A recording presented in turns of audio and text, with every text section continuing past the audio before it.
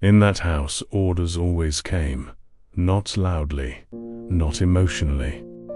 They arrived like gravity, inevitable. When someone became a liability, the process was simple. A conversation, a nod, a disappearance. No explanations, no aftermath. The structure survived because nothing lingered. That was what the men were waiting for. They watched him closely now, measured every pause, every silence that lasted longer than necessary. She felt it too. The air had changed. Violence doesn't announce itself. It tightens. Rooms feel smaller, voices lower, movement slow, not from calm, but from anticipation. She understood something then. They weren't deciding if she would be removed. They were deciding when. She prepared herself, not emotionally, practically. She wrote nothing down. She told no one. Survival, she had learned, works best when it leaves no trace. He was called into a meeting. Not urgent, not dramatic, just necessary. Those were the most dangerous ones. The men sat around the table. Familiar faces. Trusted killers. Loyal because loyalty had always been rewarded. "She's becoming a problem," one of them said, not accusing, stating fact. Another added, "People notice patterns." "You've changed." Silence followed, waiting. They weren't challenging him. They were giving him permission. Permission to do what kings had always done. He looked at them. Truly looked. Men who had built his empire with obedience. Men who believed fear was the only language power respected. "She leaves," one of them said finally. Not a suggestion, a conclusion. That was the moment where an order was expected. A word, a gesture, something irreversible. He didn't give it. Silence stretched, uncomfortably. This silence wasn't authority, it was disruption. "You misunderstand," he said slowly. Not angry, controlled. "She is not the problem." The men exchanged glances. That wasn't denial, that was heresy. "She reminds you of something," someone said, too honestly. The room froze. That man would normally be dead for less. He didn't react, he didn't punish. That frightened them more than rage ever could. "Yes," he said. "She does." The words settled heavily. Admitting memory was admitting vulnerability. Vulnerability was contagious. "She speaks my mother's language," he continued. The men didn't understand. They didn't need to. They heard weakness where he heard truth. "She will stay," he concluded. Final. That decision broke something invisible. The hierarchy didn't collapse, but it cracked. After the meeting, no one spoke to her. That was worse than hostility.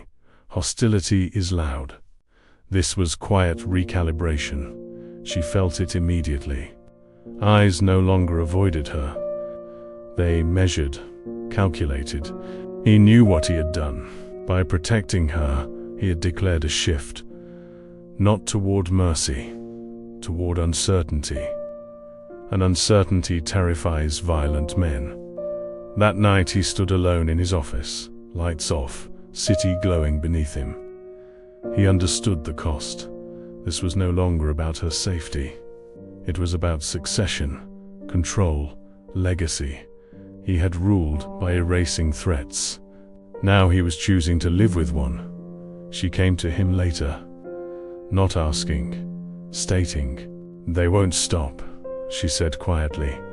He nodded. "I know." She hesitated, then spoke in the old language. "You can still undo this." He answered in the same language. No. That word sealed something. Not protection, alignment. From that moment on, there was no neutral outcome.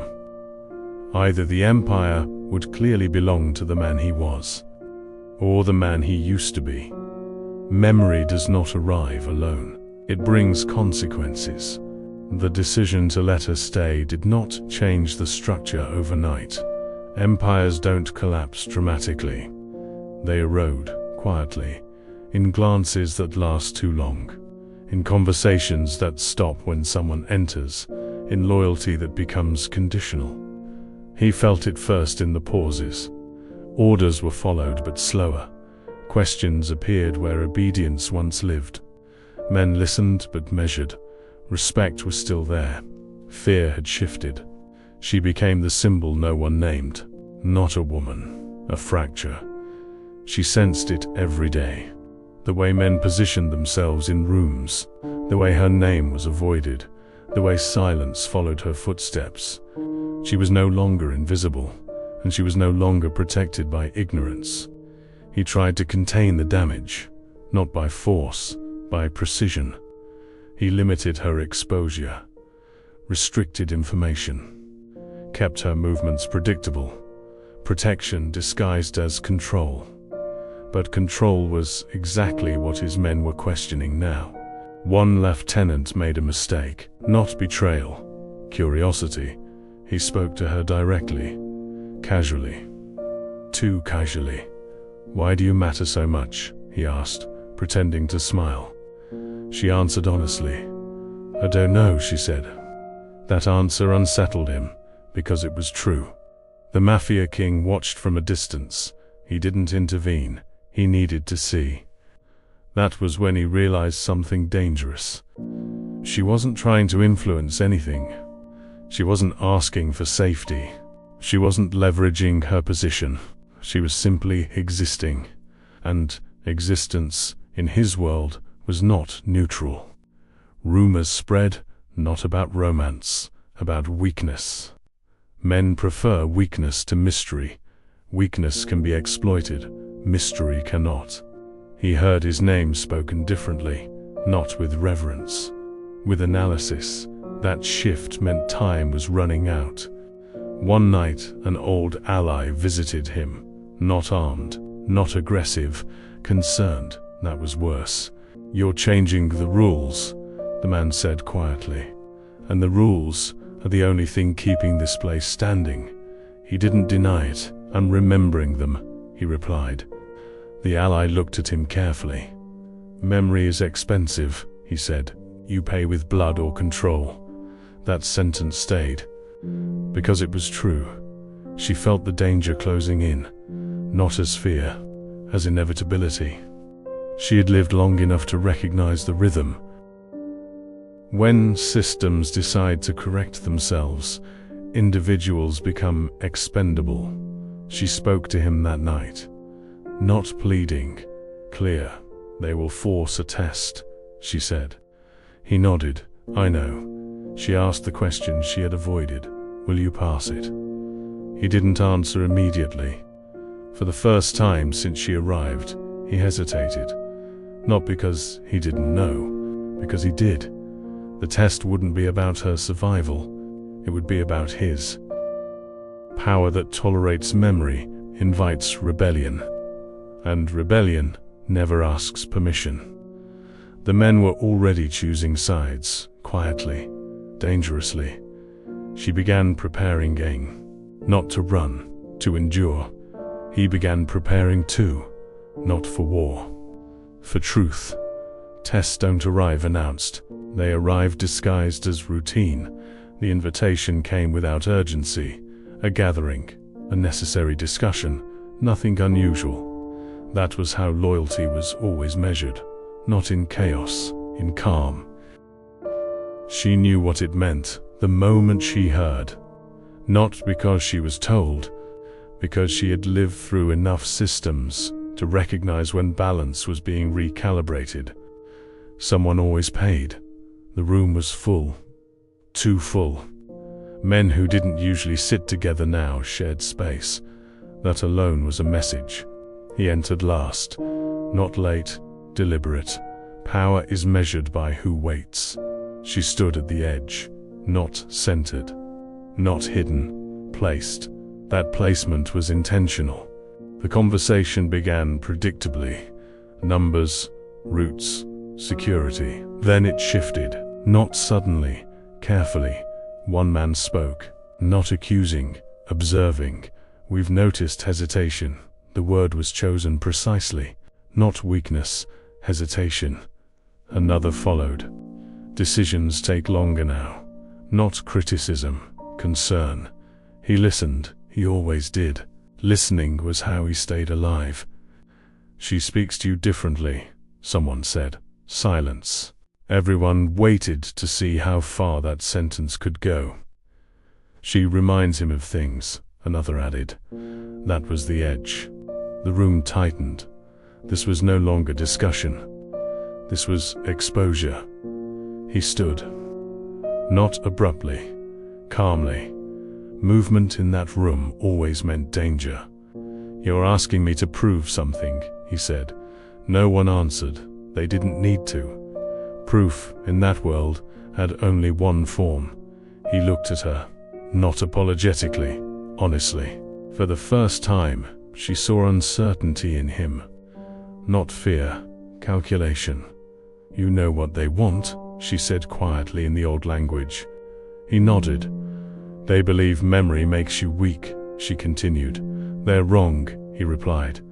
But they need certainty. Certainty demanded sacrifice. That was the law. One man finally said it aloud.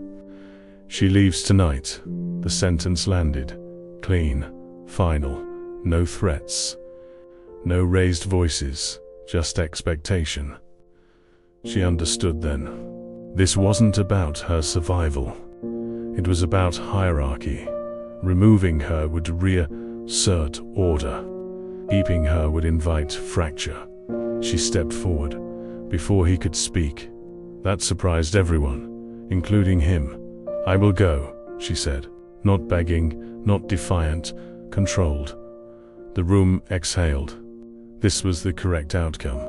This restored balance. He turned to her sharply. No, he said.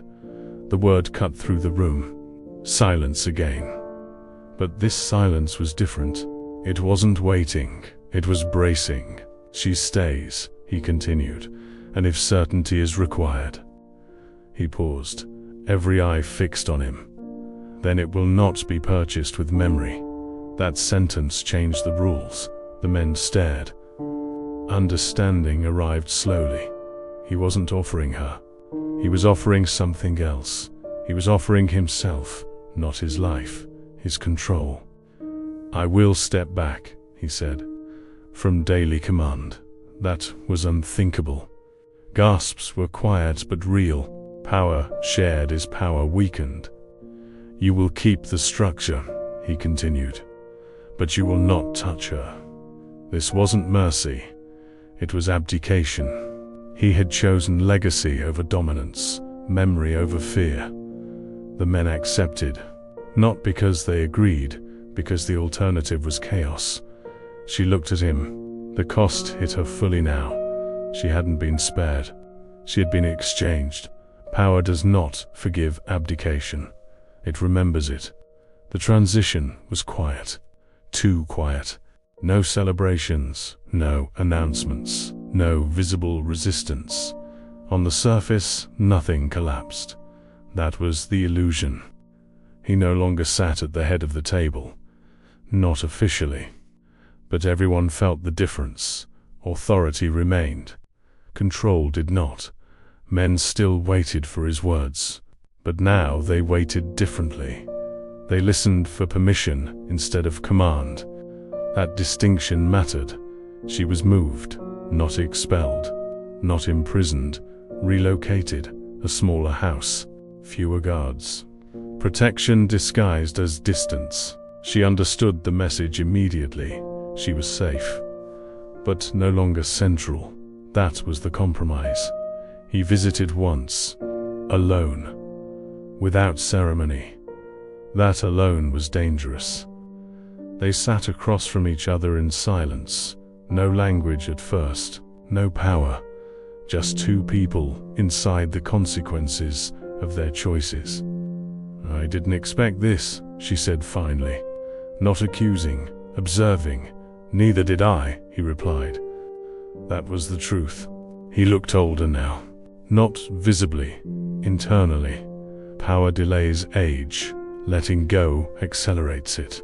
My mother used to say, he began, then stopped. He didn't finish the sentence. He didn't need to. She answered for him, in the old language. She said the heart survives longer than power. That was the moment, not loud, not dramatic, when something inside him fractured completely. He had ruled without hesitation for decades, killed without regret. Chosen fear over everything else. But no one had ever spoken his mother's words back to him. Not like this. Not without fear. Not without agenda. His hands trembled slightly. For the first time. Not from age, from release. I thought I had buried her, he said. She never left, she replied. She just waited. He laughed once, short, bitter, then stopped. You broke me, he said. Not angrily, honestly. She didn't deny it. You were already broken, she answered. I just spoke the part you hid. That was the truth. No one around him could survive saying. He stood, slowly, deliberately, the way men do when they know something has ended. I don't regret it, he said. Neither do I, she replied. He left without touching her, without promises, without instructions. Days passed, then weeks. The empire continued, but it no longer revolved around him. He became a figure, not a force, respected, contained. She lived quietly, not free, not trapped, present. Sometimes late at night, she spoke the language alone, not to remember him, to remember herself. The Mafia king was still alive, still feared, still powerful in name. But the man who ruled without memory was gone. What remained was something more dangerous than cruelty. Awareness. No one spoke that language anymore. Not in this city, not in his world, not in his house. It had disappeared quietly, the way fragile things always do when power takes over. The Mafia king had built his empire on silence.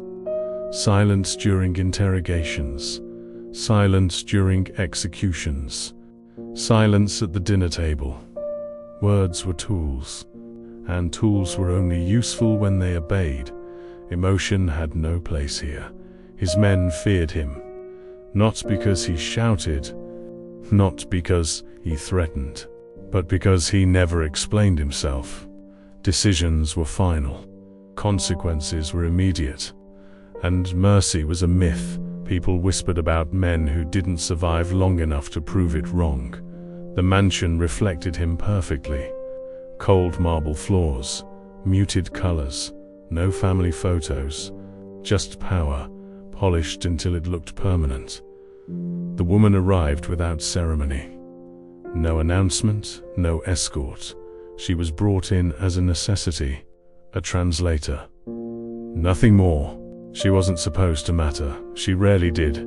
She stood in the center of the room, hands folded calmly, eyes lowered, not submissive, just careful. People like her learned early that visibility could be dangerous, especially in places where men ruled through fear. The Mafia king barely looked at her. What languages? He asked, already distracted.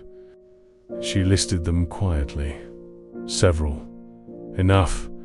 He nodded once. Sit, he said. Not an invitation. An instruction. They began the meeting.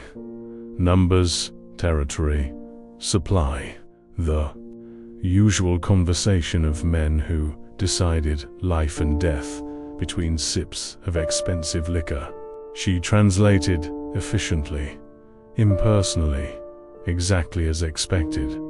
Then it happened. Not during a threat, not during a negotiation, during a pause. One of the older men spoke softly. A phrase slipped out, unintentionally, in a language no one had used in that room for decades. And before she could stop herself, she answered. She spoke his mother's language, The sound cut through the room like a blade. Not sharp, precise. The Mafia king froze. Not visibly, internally. His hand, resting on the arm of the chair, tightened slightly. No one noticed, except her. The language wasn't common. It wasn't useful. It belonged to kitchens, not boardrooms. To lullabies, not threats. His mother used to speak it when she thought no one important was listening, when she believed words could still protect something. The room went silent. Men shifted uncomfortably. No one understood what had just happened, but they felt it. "Repeat that," he said quietly. The woman hesitated. Fear flickered through her chest. She had broken an invisible rule. She had stepped into a memory that didn't belong to her. "I'm sorry," she said carefully. He raised his hand. "Repeat it." She did. Slowly, clearly, respectfully. The words weren't powerful. They weren't dangerous. They were ordinary. That was the problem. The Mafia king didn't speak, didn't react, didn't move. Inside him something old shifted. Not anger, not sadness, recognition. He hadn't heard that language since his mother died. Since softness had been buried along with her, men waited for orders, for punishment, for something. None came. The meeting ended early. No explanation, no dismissal, just a gesture. As the room emptied, he spoke for the first time, directly to her. "Where did you learn that?" She met his eyes, not bravely, honestly. "My mother," she said. That answer landed heavier than anything else, because now it wasn't just a language, it was a mirror. She wasn't supposed to be there. That was the truth no one said out loud. Women like her didn't belong in rooms where decisions erased lives. They passed through the edges of those worlds quietly, like shadows that cleaned, translated, served, and disappeared. That was the role assigned to her, and she had survived by obeying it. Her mother taught her that language in secret, not out of pride, out of fear. Fear that, if it disappeared, something essential would be lost forever. It was a language spoken when voices lowered, when doors were closed, when the world outside felt too dangerous to trust. Her mother used it to talk about pain without naming it directly, to warn without accusing, to love without asking permission. As a child, she didn't understand why it mattered, only that her mother's voice changed when she spoke it, softer, heavier, as if every word carried memory instead of meaning. Her mother died young. Not dramatically, quietly. The kind of death that leaves questions unanswered and children too early aware that safety is temporary. After that, the language stayed, not as nostalgia, as survival. She never expected it to surface again, especially not there, especially not for him. After the meeting, she was escorted to a smaller room. Not detained, observed. That distinction mattered. In places like this, being watched was more dangerous than being threatened. The Mafia king didn't send guards. He came alone. That was worse. He sat across from her. No anger, no curiosity, just stillness. "You didn't hesitate," he said. It wasn't an accusation. It was an observation. She swallowed. "I answered," she replied carefully. He nodded once. Yes. Silence followed. Not the kind that invites speech, the kind that tests it. "You know what that language is to me," he said finally. She didn't answer. She didn't know, but she could guess. "My mother used it," he continued, "when she wanted me to listen." His voice didn't change. That was the unsettling part. She felt something tighten in her chest. Not fear. Recognition. Loss recognizes loss. He studied her face. not as a man studies a threat, as someone searching for something misplaced. "Why did you answer?" he asked. She considered lying. She didn't, because silence felt wrong, she said. That answer stayed between them. Silence had built his empire, and here she was, suggesting silence wasn't always strength. He dismissed her with a gesture. Not harsh, final. That night, she didn't sleep, not because she feared death, because she had disturbed something she couldn't put back. He didn't sleep either, but he didn't move. He sat alone in the dark, replaying a sound he hadn't heard in decades. Not her voice, his mother's. He remembered her hands, always busy, always shaking slightly.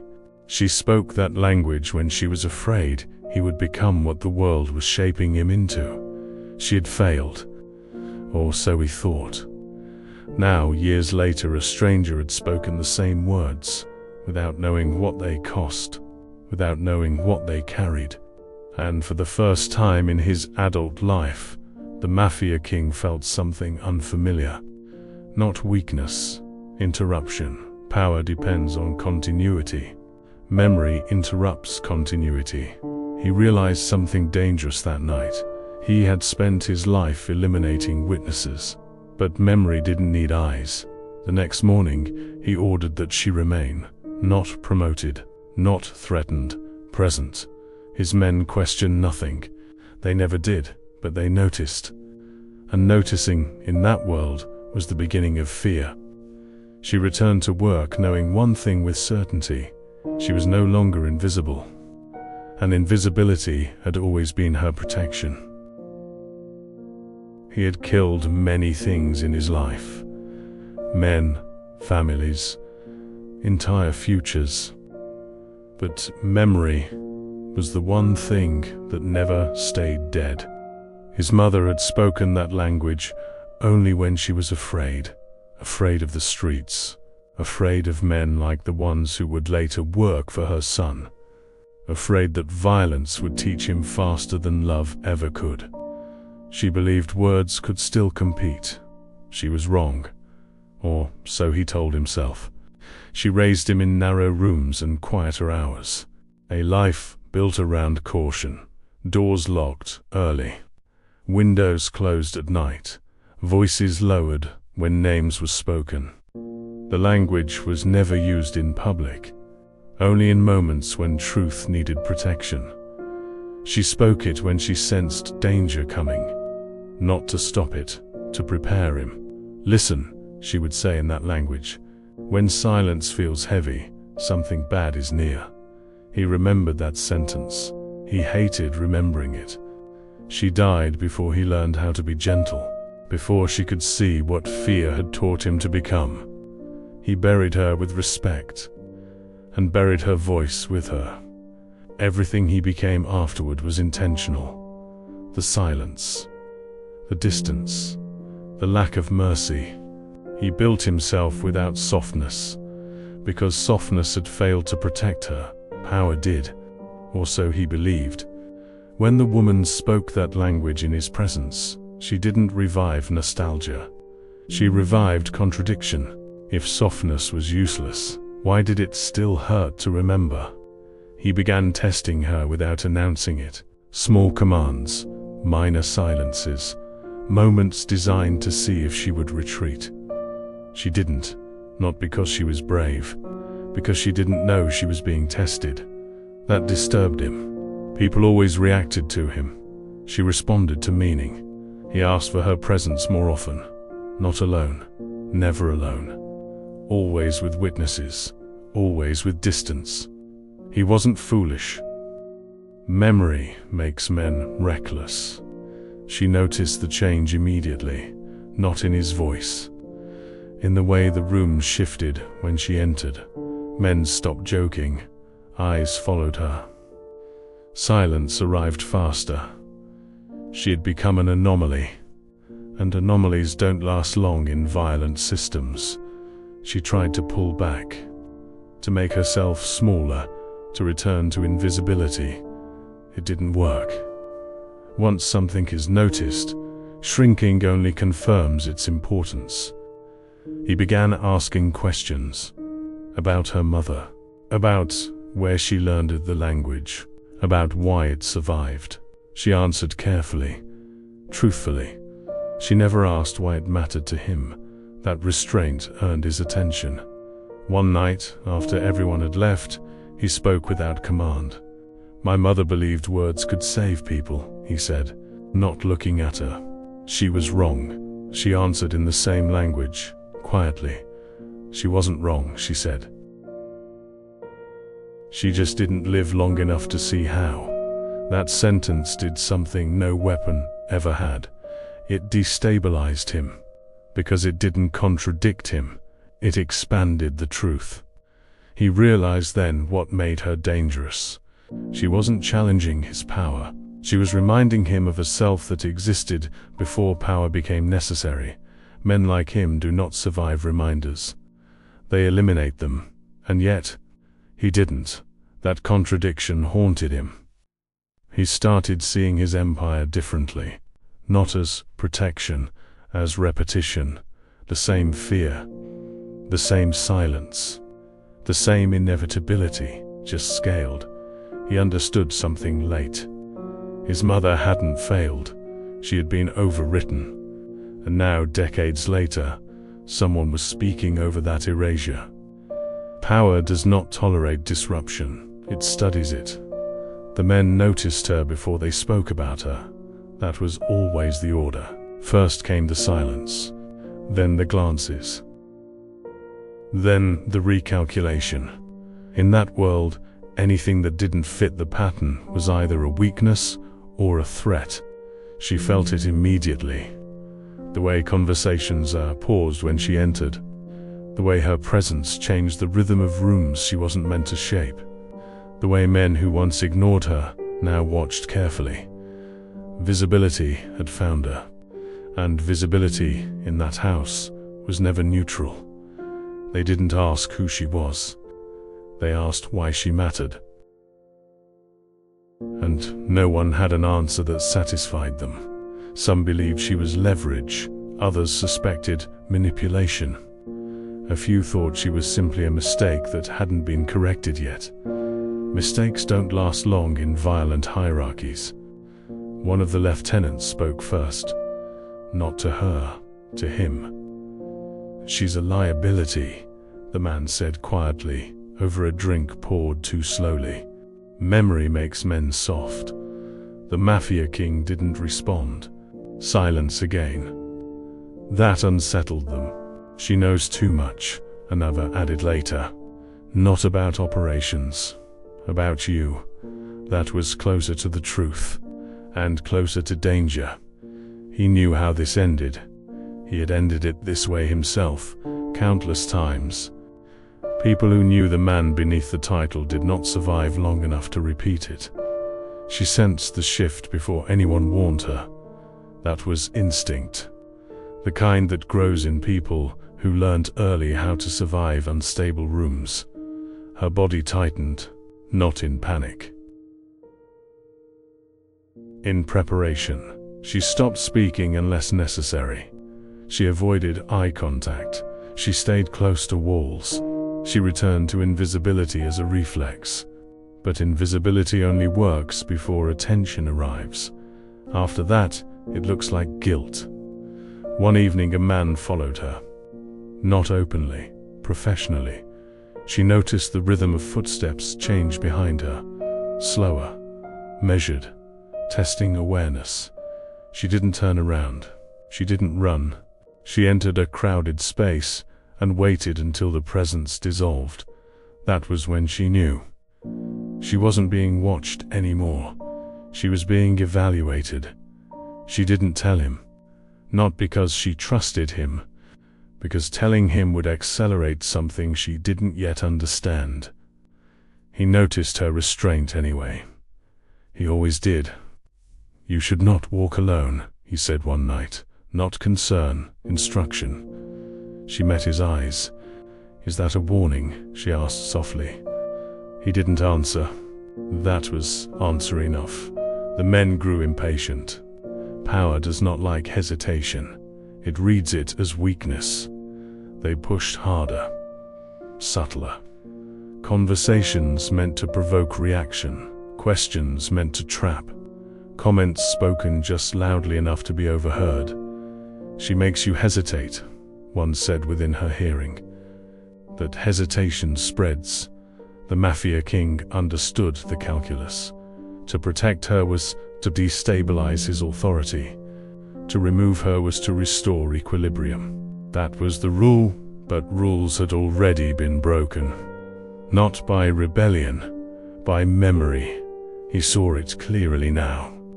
Killing her would not erase what she had awakened. It would only confirm it. And that realization frightened him more than disobedience ever had. She began preparing without planning. She memorized exits. She reduced possessions. She measured her words carefully. Survival had returned to her muscles. One night, she spoke to him in the old language again. Not emotionally. Practically. "They will move soon," she said. He looked at her.